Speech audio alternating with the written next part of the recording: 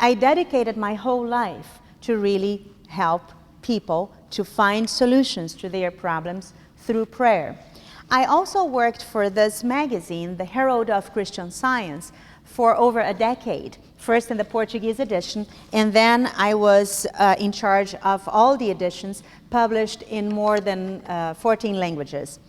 And this magazine also has a radio version, a radio program, and I was in charge of the Portuguese radio program. And you know, we did this program, and it was broadcast in my hometown, San Paulo, Brazil, every week. And one day I was visiting my church in Brazil, and I was, you know, just at the door of the church, and then somebody came to talk to me, and she said, "Oh, are you Leide? Are you Leide Lessa?" And I said, "Oh, yes, I am." And she said, "Oh, I hear you every week. Every week I hear you, and I have to tell you, the first time when I heard you, and the way you said, 'Oh, God is love, and God loves everyone,' your voice was so nice and so dear," that's what she said, okay? "that it touched me, and I wanted to know more about Christian Science." So then she went on the internet and she looked up Christian Science, she read a couple of articles, and then she went to that church. And she told me that her life was kind of darkness. It was very dark. She was lost. She didn't know what to do. But then she started studying Christian Science, and she started studying the Bible and Science and Health with Key to the Scriptures by Mary Baker Eddy, the book that Sherry also mentioned a few minutes ago. And she told me that her life changed completely. Nowadays, a few years later, she's very active at her church. She has had many, many spiritual healings, and she's very, very happy. So we are going to be talking about the effect of Christian Science in our lives, and how important it is for each one of us to really know that God is good, that God loves each one of us and embraces us all the time. So another thing that I would like to tell you is that a friend of mine was skiing. As Sherry mentioned, I live in Quincy, Massachusetts, and there's a lot of snow there. You have heard this week also we had a lot of snow. So people go skiing. So this friend of mine, she was skiing with her family, and she was coming down the mountain. You know, she was going downhill, and somehow she lost control, and she crashed. So she fell. When she was there on the floor, she tried to stand up, and she couldn't. So her husband came and helped her, had to carry her to the car. When she was in the car, she called me up and explained the whole thing and asked me to pray for her. And I said, of course, we are going to be praying. She had a lot of pain. It was very painful. As I mentioned, she couldn't walk. But then the pain subsided, and then she was able to walk, but just with crutches. But a week after that, she was able to just leave the crutches and walk. But she couldn't walk normally. And her husband was not a Christian Scientist, was kind of worried and asked her to go to the doctor just to see how it was. So as you know, the doctors always take x-rays and things like that. So she went through all that, and she was told that unless she had an operation, she would never be able to walk freely, and forget about riding bicycles or swim, run, or skiing, things that she loved. So then the doctor asked, okay, when would you like to have the operation? And she said, let me pray about it. Let me just give me some time.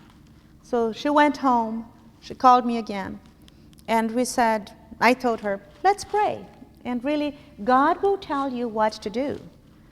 Because I can never tell anybody what to do, but God does. We have this direct link to God, and God tells us what to do.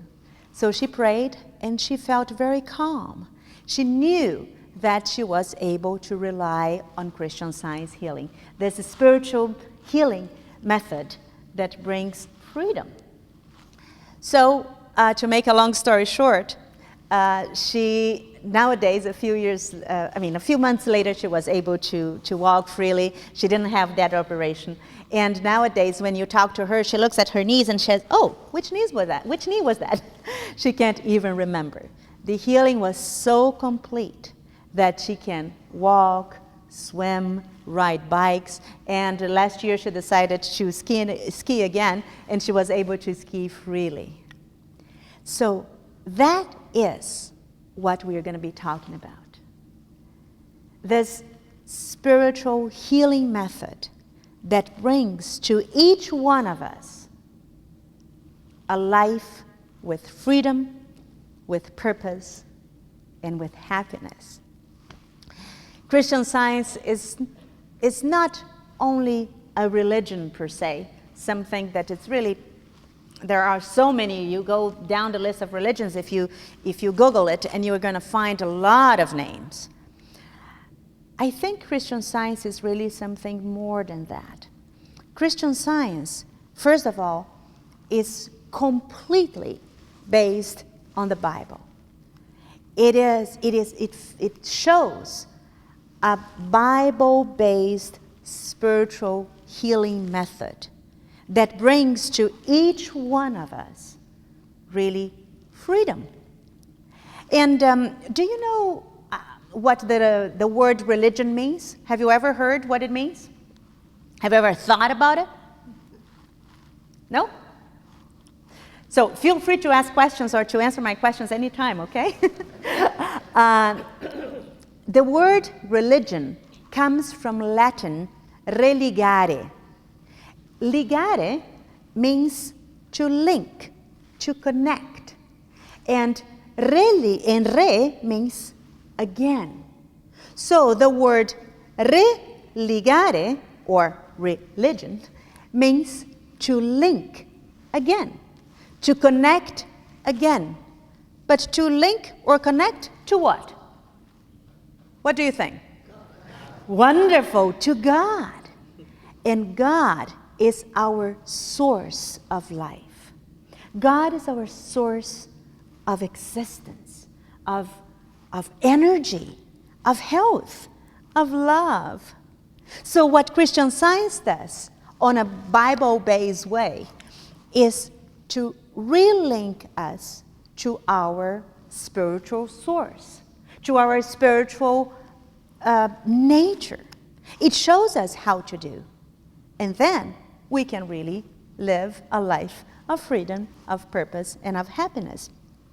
So it is really very important to know that this book here, as I will be referring to it a lot of times, the title is Science and Health with Key to the Scriptures. What does a key do? A key opens, right? So what are the Scriptures? The Bible, right? And a lot of people have black Bibles, but I love red. So I have a red Bible, but it's a real Bible. So this book, Science and Health with Key to the Scriptures, opens the Bible for us. Opens the Bible in a spiritual, metaphysical way. Opens the Bible in a way that shows us that healing is possible. That there is something very special on what Jesus did. Something that it is not only for those who lived 2,000 years ago, or even longer, but the same science that Jesus used when he was healing is available to us today. Why do I say science? What is science? Oh, laws. What else? Study, understanding, knowledge. Thank you. So if we think of a definition of science, it is very important. We know math is a science, right? Physics is a science. Chemistry is a science. We go to a lab and we do a lot of what? Experiments. We do a lot of experiments. And then what do we have? Results. We have results. So a science is really, let's say, a group of laws theory, a principle, or principles together, that when you apply, when you demonstrate, you really have results. Do you think you were going to have bad results? No. We are talking about a spiritual science that brings only good results. It will not bring bad results. It would bring good results to your lives, to our everyday lives. The small things that you do every day, or the big things that you have to decide in life. And it is so important that we know that what Jesus said, as I mentioned to you, what Jesus did a few years ago, about 2,000 years ago, it is not only for that time. So if we talk to people about Jesus and what he did, people will say, oh, Jesus did. Oh, of course, he could do it. Those are miracles, right? So there is a definition here about miracles, but there is also a definition, as a former linguist, I love languages, so I love to study languages, I love to study the meaning of words, and I just looked on the online Merriam-Webster, which is a very good dictionary, the definition that they had for miracle. And the first definition is an extraordinary event manifesting divine intervention in human affairs. So the second definition was an extremely outstanding or unusual event, think, or accomplishment. So do you know what the third definition was on the Merriam-Webster? Christian Science, a divinely natural phenomenon experienced humanly as the fulfillment of a spiritual law. So if you go to Merriam-Webster, you're going to find this definition there. And it's wonderful because Mary Baker Eddy describes really miracle in her book, Science and Health that Teaches the Scriptures. And here it's very similar, of course, to what Merriam-Webster said, because they got it from here, from this book. And here it says, that which is divinely natural, but must be learned humanly, a phenomenon of science. That's why I started saying that Christian Science is not just, I love all religions, of course, the religions connect us to God, but it's not only a religion, it is a science. And that is why you all are here. That is why it's very important for those who are watching us over the internet, that they know that Christian Science is a science, a spiritual science, which explains the divine laws of the universe and show us how we can live a good life. So I would like to share with you a few stories of myself, just so that you know what Christian Science did in my life. Is that okay?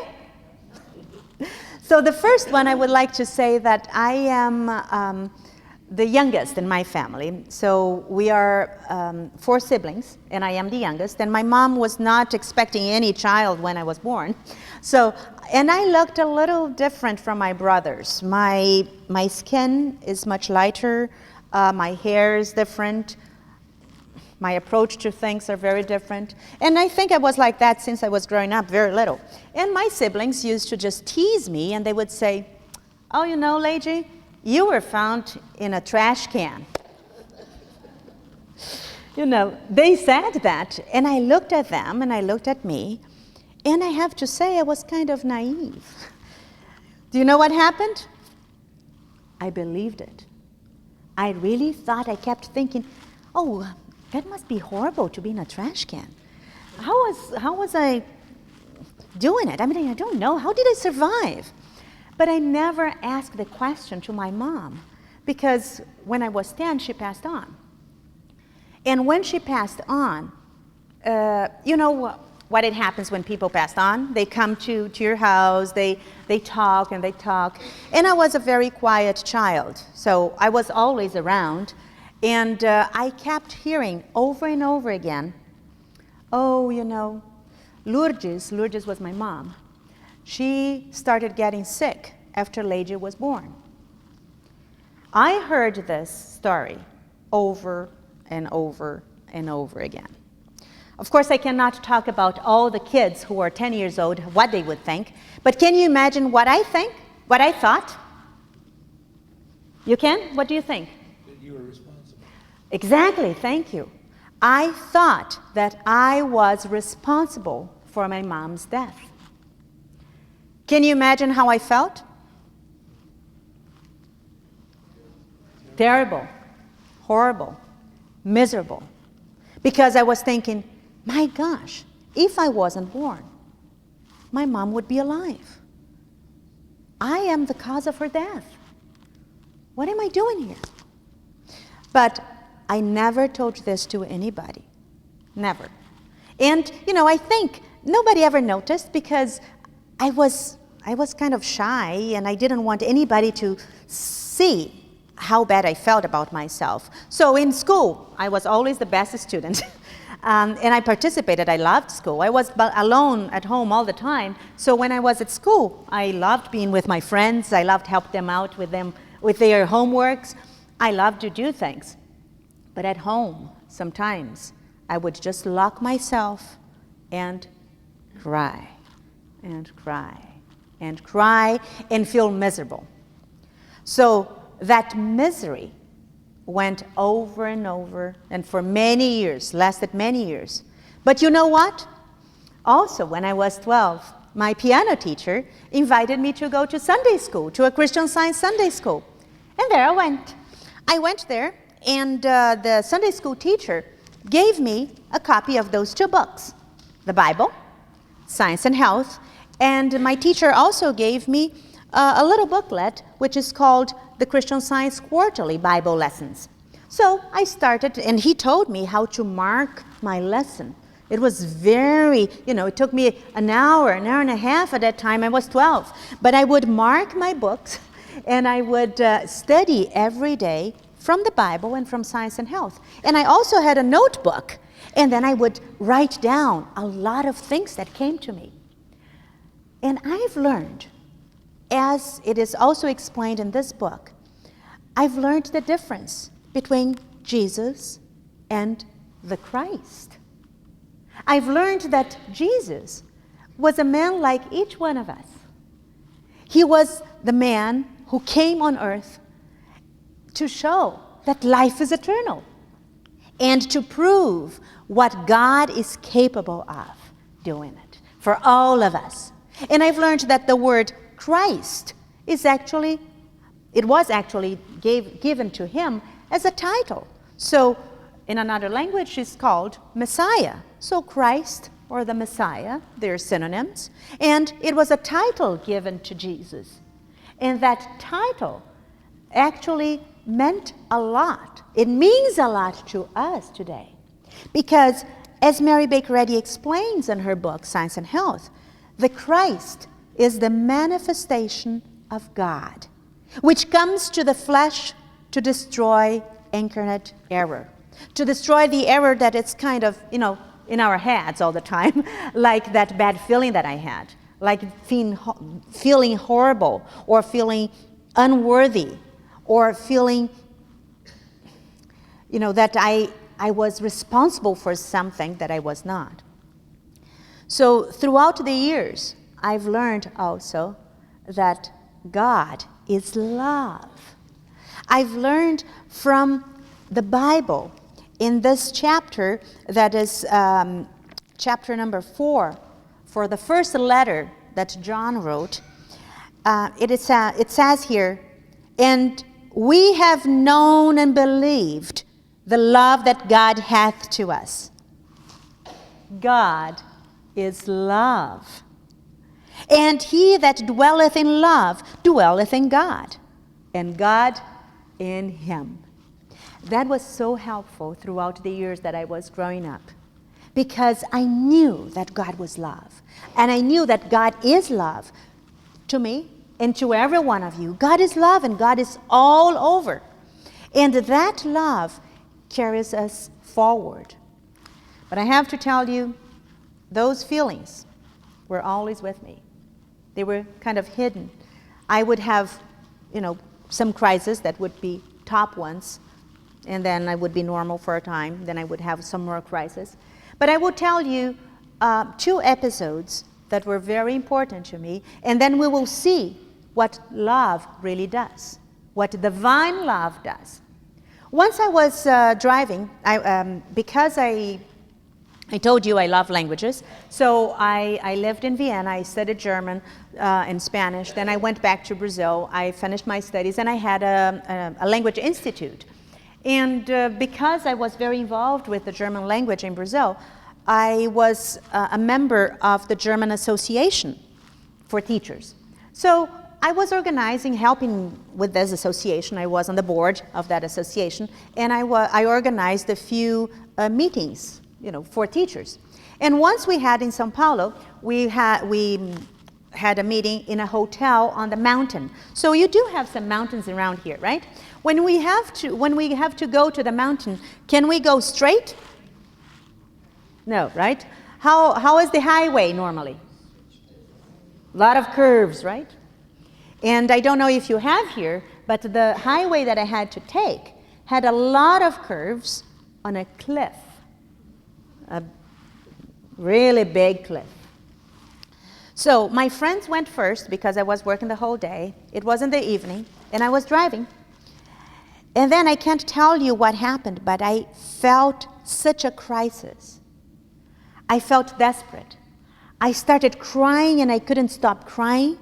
I couldn't stop thinking bad things. And I was driving fast. I was all by myself in that highway and in those curves. Can you imagine what kind of thoughts came to me? That you were going to have an accident. That I would have an accident, or what else?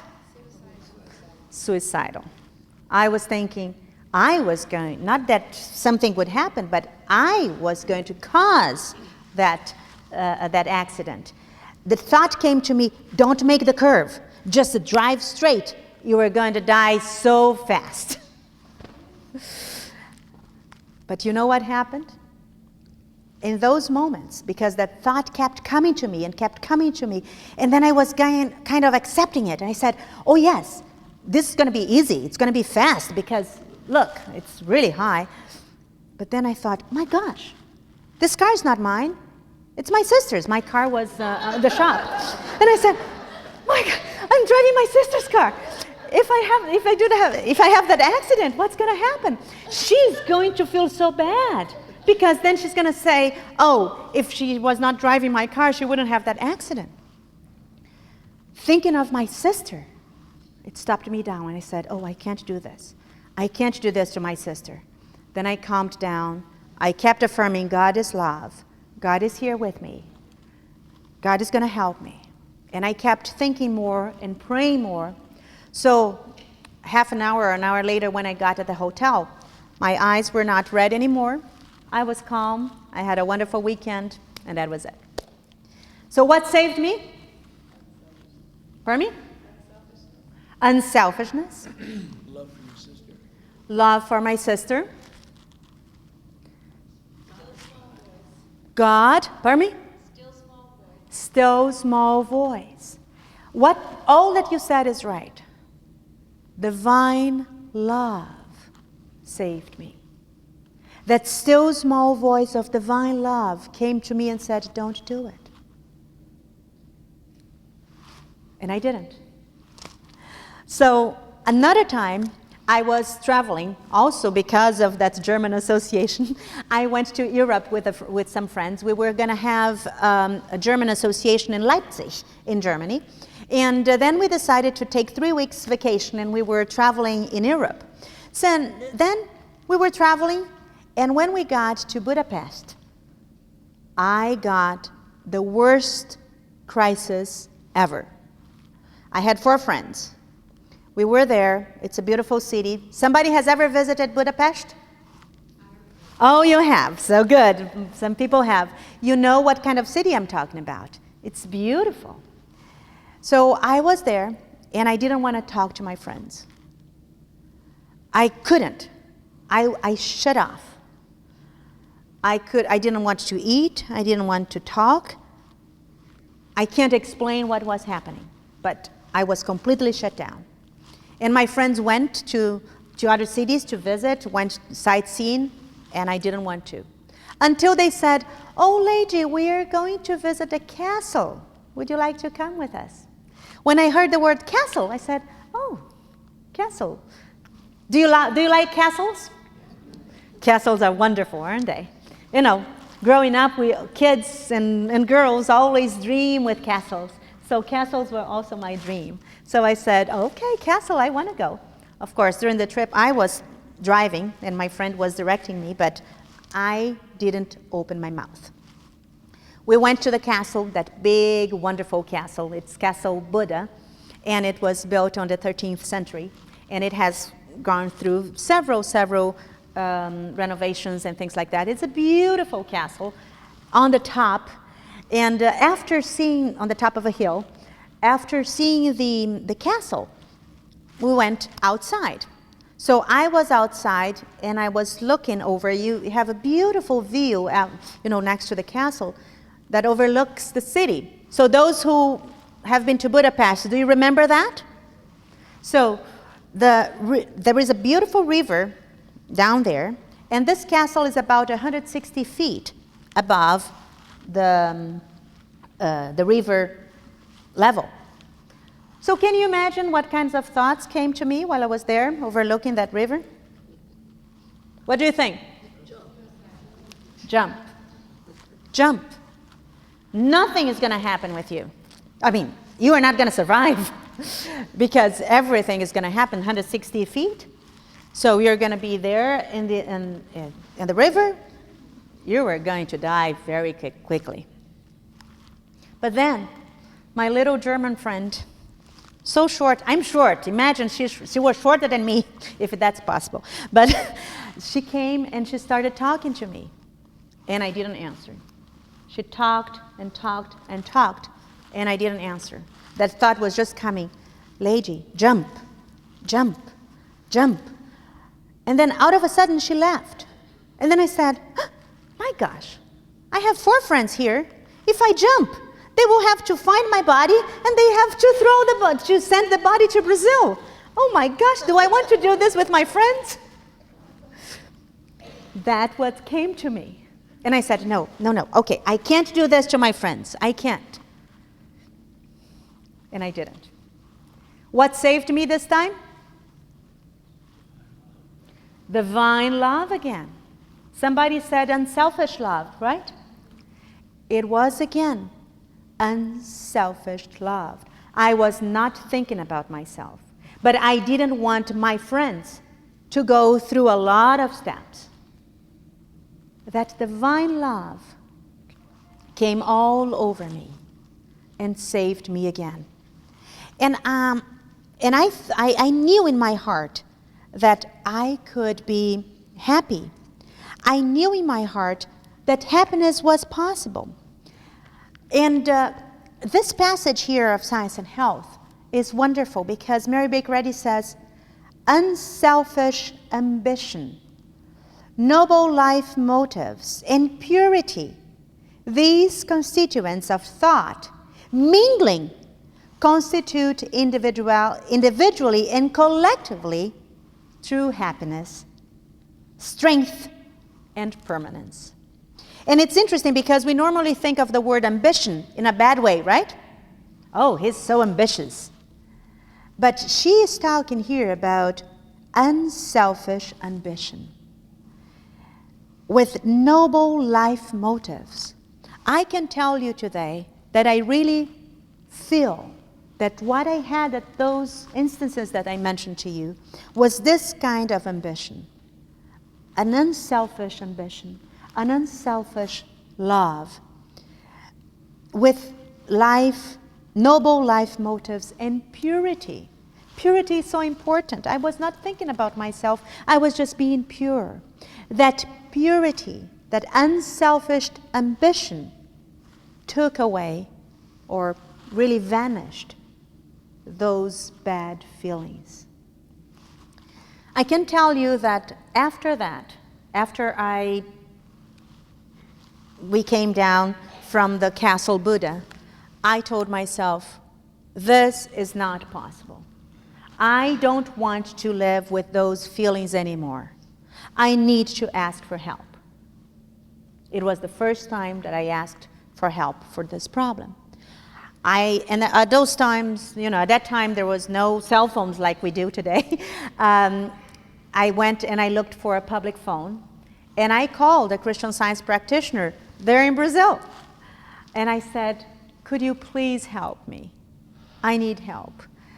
Those suicidal thoughts kept coming to me, and I can't stand them anymore. Can you please help? I can't tell you exactly what she said, but I can tell you that her voice was so dear. Her voice was so nice, so loving, that immediately those suicidal thoughts vanished.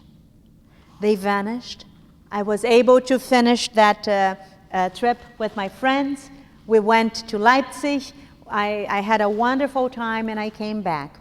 It was not a complete healing at that time, but I was able to manage those thoughts. I was able then to really manage what I would call irrational thoughts, irrational thinking. And that is what I've learned with science and health, that when we fill our hearts and soul with those unselfish thoughts, with love, all things are possible. And I want to say, why did I say heart? Do you know what heart means in the Bible? Have you noticed that the word heart appears a lot in the Bible? Have you noticed that? It is not the heart that we think of today, a kind of an organ here that maybe pulses life or blood. It is not a symbol of love or romantic love in the Bible. No, not at all.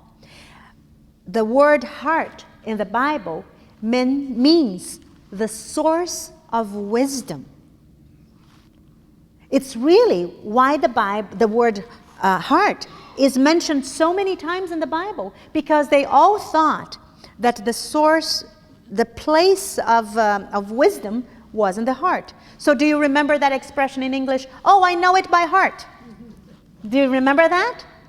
It comes from that idea that knowledge is really in the heart. For example, do you have to think of your name? Hope not. Right. Hope not, of course not. If I ask your address, do you have to think what your address is? Yeah. No. You just know it, right? We know it. It is with us. We don't need to think about our names, our addresses, our age. We don't think about that. We know it.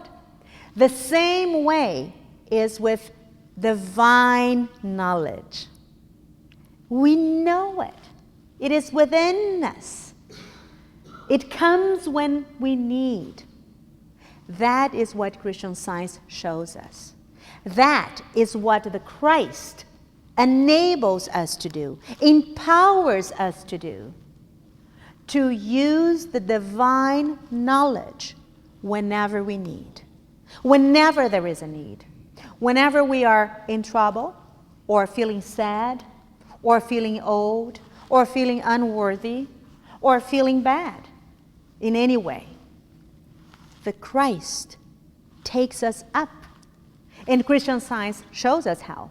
And even Mary Baker Eddy, the author of Science and Health, she went through lots and lots of things. And she really wrote this book and others. She wrote also another book called Crow's Works and other things as well. And she went through a lot.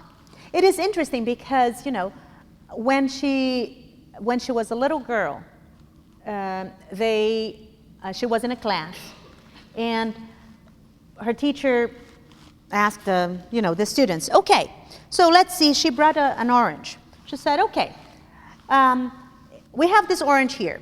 What about if I peel off the orange, throw the peel away, if I take the seeds and smash them, throw them away, if I get, or before that, I just squeeze and get the juice, but I drink the juice. What happens with the orange? So that was the question that the teacher posed. So what do you think? What happens with the orange when we destroy everything?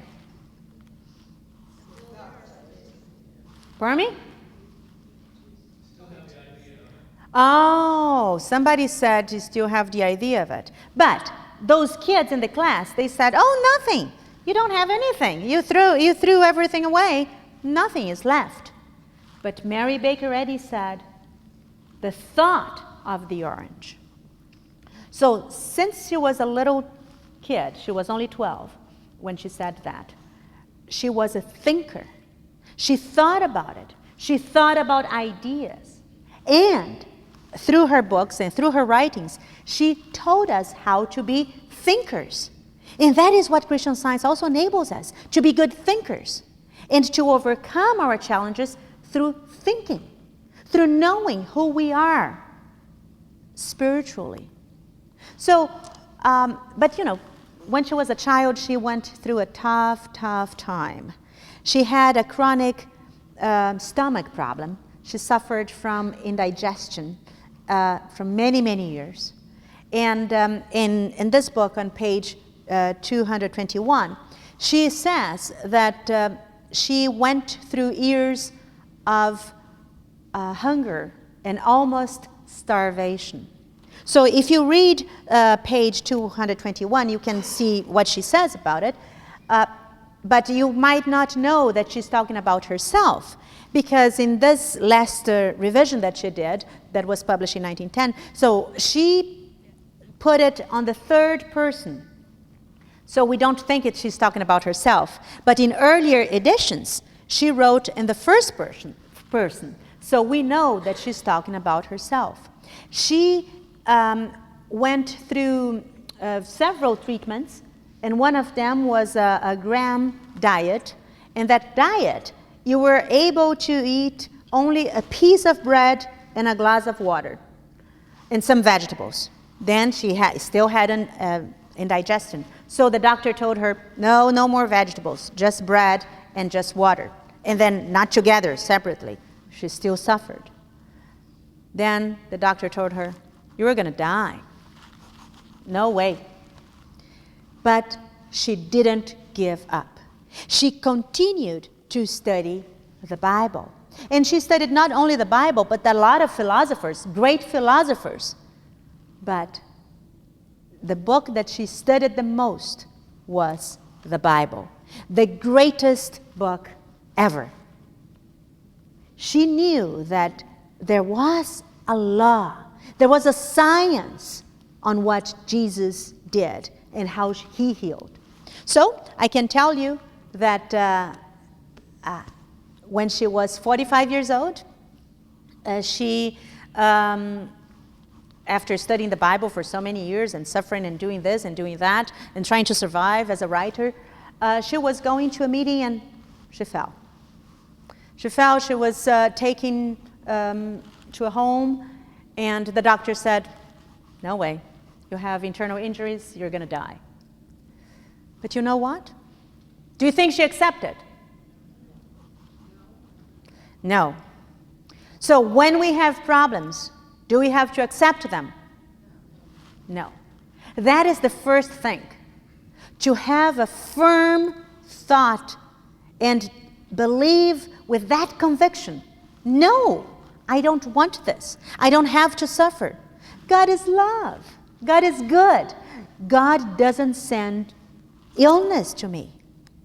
Of course, we can't exactly say what she thought, but for me, through her writings, that's what I feel, that she really didn't accept. And even though she was there, people were thinking that she was going to die. She asked for her Bible. She read the Gospels.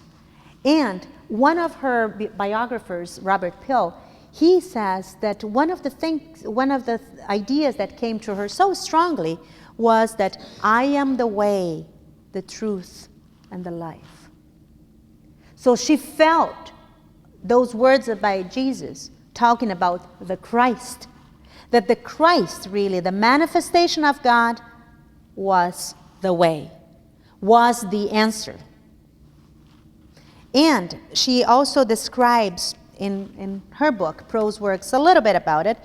And by telling the story, she says that she found and she discovered and felt that life is in and of spirit. This life being the sole reality of existence. The sole reality of existence. This life, and life she writes here with a capital L, which means God. God is really the sole reality of existence, which means we exist because God exists. We love because God is love. We think because God is mind. God is divine mind. God is the source of intelligence. And it's so interesting for those of you who are here for the first time and want to know a little bit more about God. She has a chapter here called Recapitulation. And in this chapter, she has 24 questions. And the first question is really, what is God?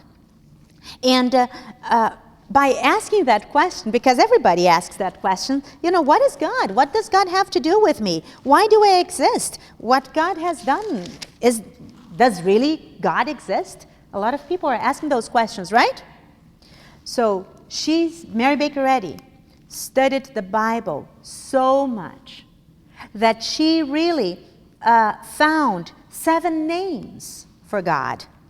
Those names are here on page 465 if you take Science and Health with you on your way out. And it says, God is incorporeal. What does incorporeal mean?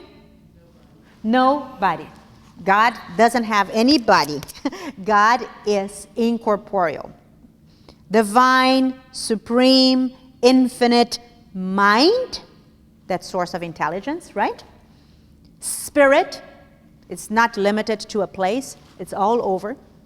Soul, principle. Didn't we talk about science before? Didn't we say that science has a principle? Is the principle all the laws of existence together? Life, truth, love. The more we understand God, the better we find our way out. The better we find purpose. So in the case of Mary Baker Eddy, for example, she found her purpose. She knew when she was young, when she was asked, what do you want to do when you grow up? She said, I want to write a book. And she did. She wrote this book. She wanted to be healed. She didn't want to suffer. She didn't accept suffering. When she was 45, for me, I like to say, it's kind of a resurrection when you start over again. Do you know what the life expectancy was when she was 45 years old?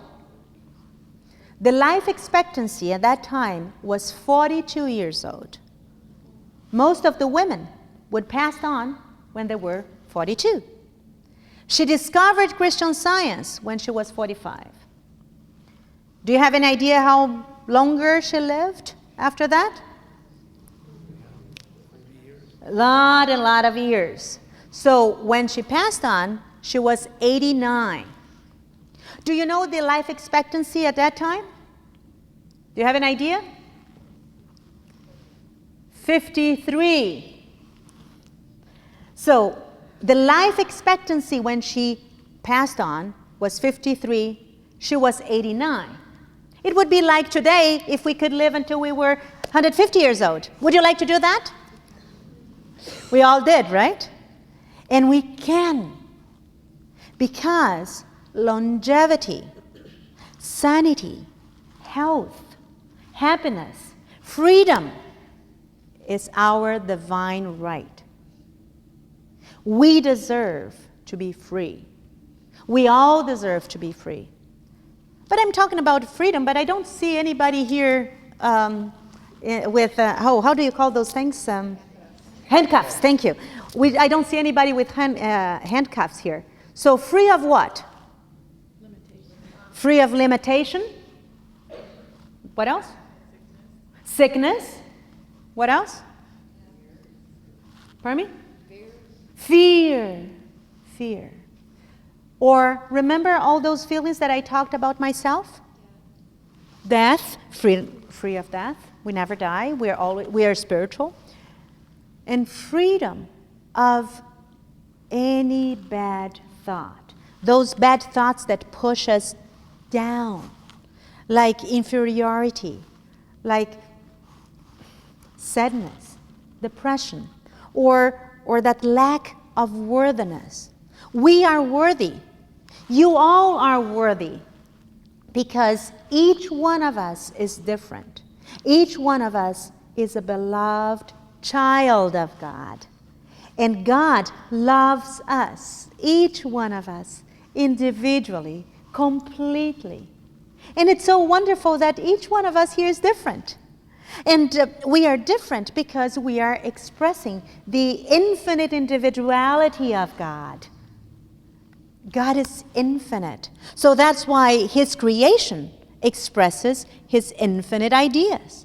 And we can only be blessed by it. The more you study Christian Science through those books, the Bible and Science and Health, the better you will understand that. So Mary Baker Eddy had a lot of healings, and she proved over and over again that we can be healed. So if you have ever seen this book, it's called Christian Healer. It brings documented healings. Look how thick it is. It brings tons, hundreds of documented healings that she performed.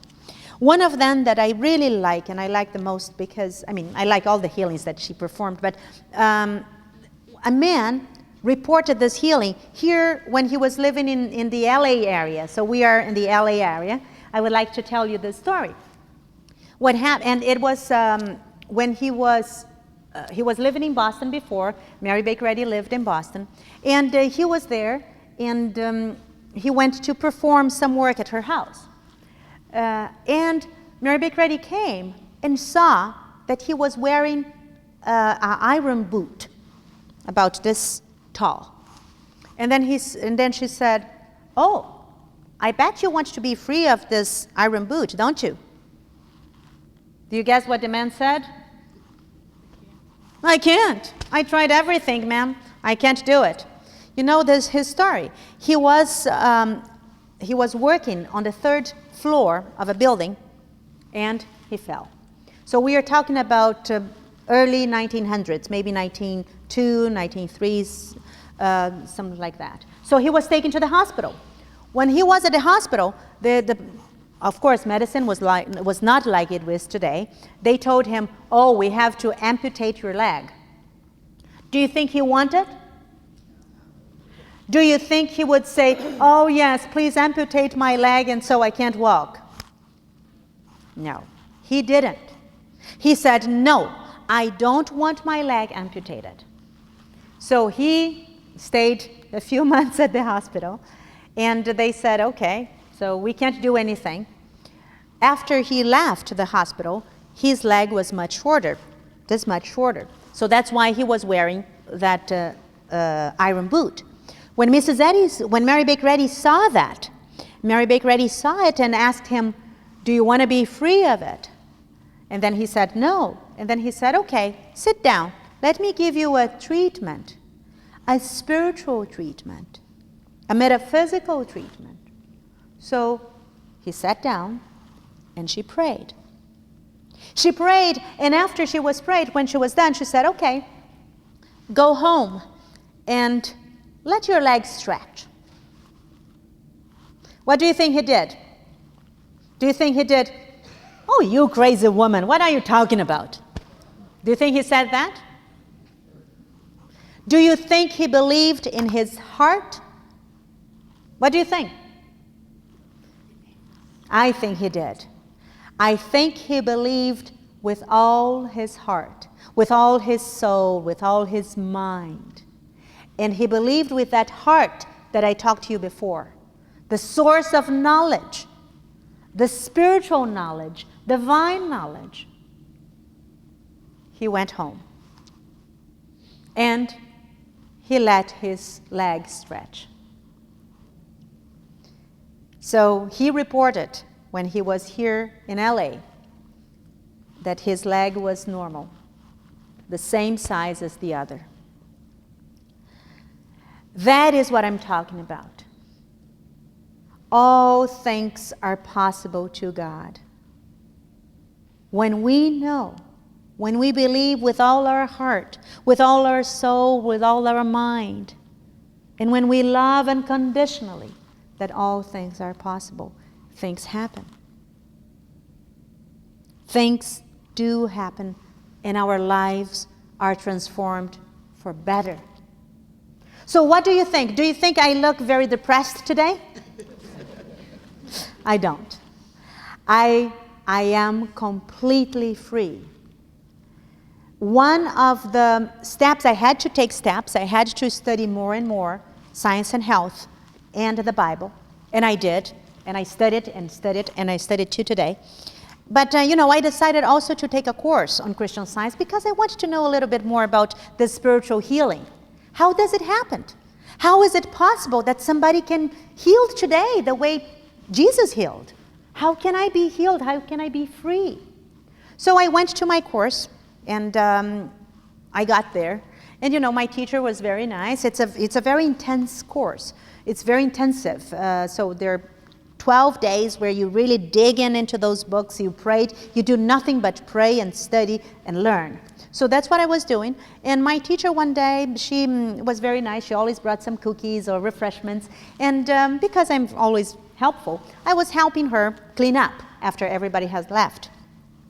So at that day, I told her, and I haven't been feeling completely good about myself.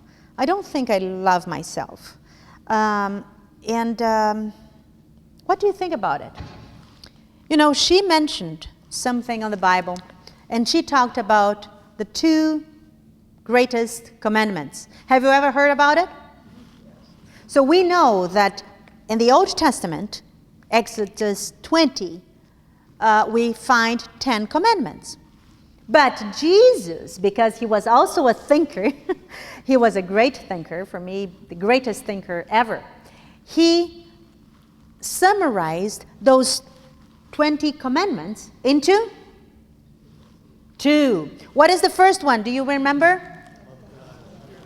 Oh, love God with all your... And now we know what heart means, right? Good. So, love God with all your heart, with all your soul, with all your mind. And I told her, this is easy. I've been going to church all my life. I love God. I love God. And I do everything. I love church. I love going to church. I went to Sunday school my whole life. I love it. No problems with that. And then she said, okay, what is the second one? Do you remember the second? Thank you. Love your neighbor as thyself. When she said that, thyself, I said, my gosh, if I don't love myself, am I loving my neighbor? No. For the first time in my life, I realized that if I don't love myself, I can't really love my neighbor. I need to love myself, not, the way I look, if I'm short or tall or fat or thin or white or black. No. I need to love myself as the image and likeness of God, as the expression of truth, the expression of love, the expression of life, the expression of energy, of intelligence.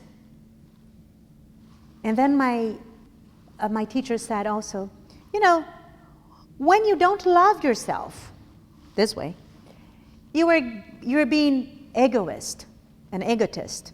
I said, what? No, I'm not. No, I'm not egoist. Me, I help everybody.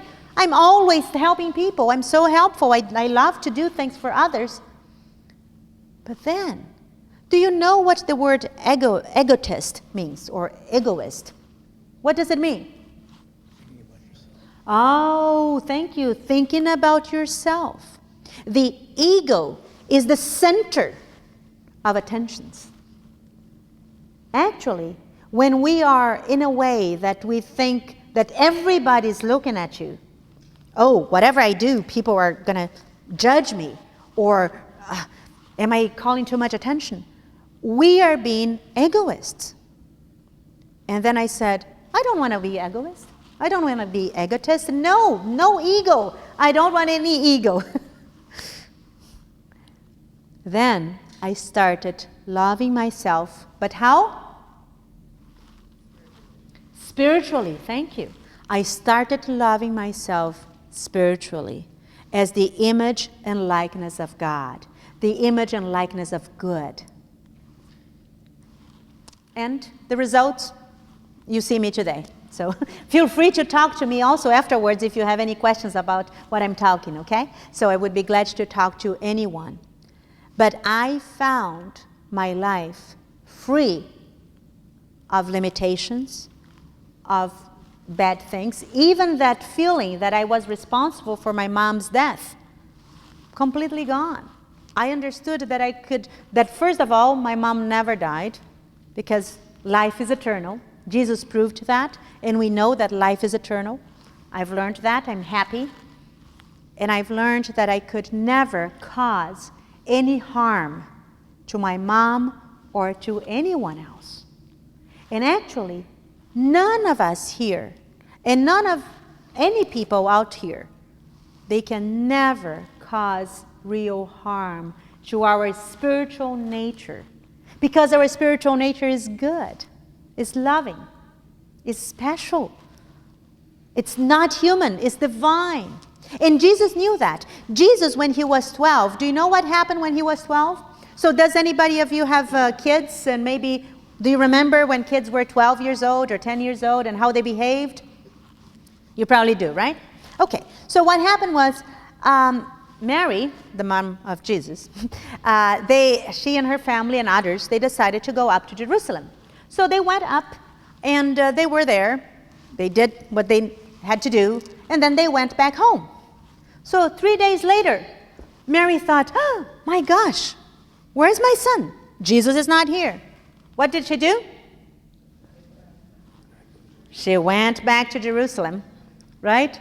She went back to Jerusalem, and she found Jesus. Was he playing outside with other guys? He was not. What was he doing? He was talking to whom? The chief priests. Yes, the chief priests, the doctors of the law. So what are the doctors of the law? People who knew what? The Old Testament. So if you compare the Old Testament with the New Testament, do you think there is a difference? Look how thick the Old Testament is. And Jesus, a 12-year-old boy, was talking to doctors of those laws. How were they? Were they impressed? They were marveled with the intelligence that Jesus was expressing. So they talked and talked. Jesus' mom comes in and said, Jesus, what are you doing here? I've been looking for you. Right? Probably moms say that, right? So what Jesus said? Thank you. He probably said then, Mom, don't you know I'm taking care of my Father's business? Jesus was 12.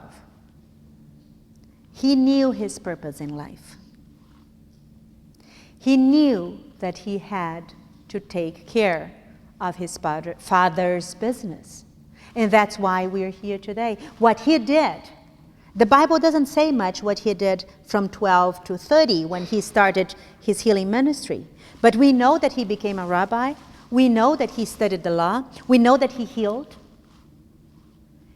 But everything started when he was 12. Mary Baker Eddy knew that she wanted to write a book. One of her biographers, his name is Samuel Putman Bancroft.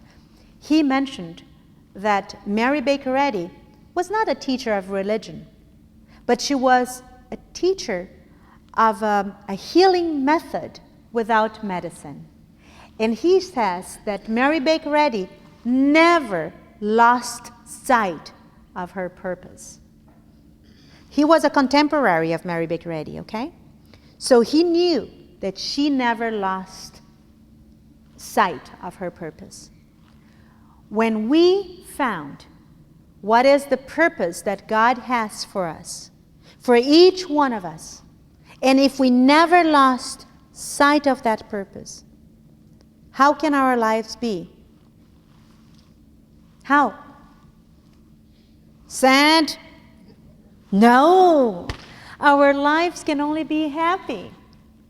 Find purpose, God's given purpose in our lives through prayer, through purity. Remember, as I mentioned to you, the purity of heart?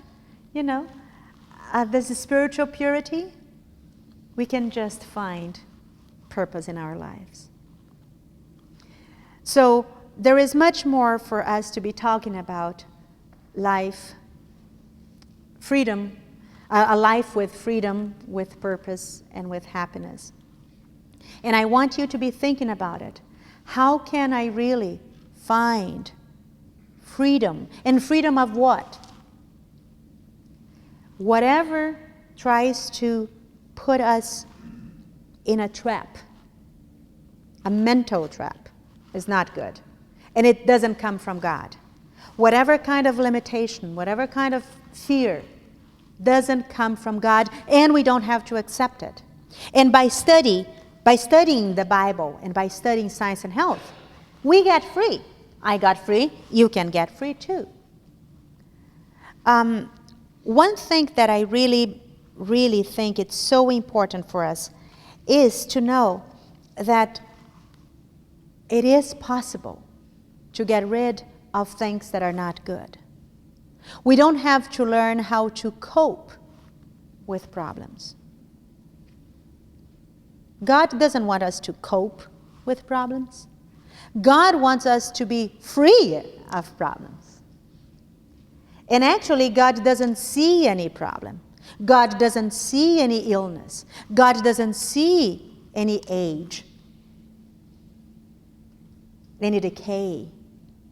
We can, right now and forever in our lives, we have the divine right to claim our health, our freedom, our joy, our happiness, and our longevity. I want to live until I am 150, do you? But healthy, strong, happy.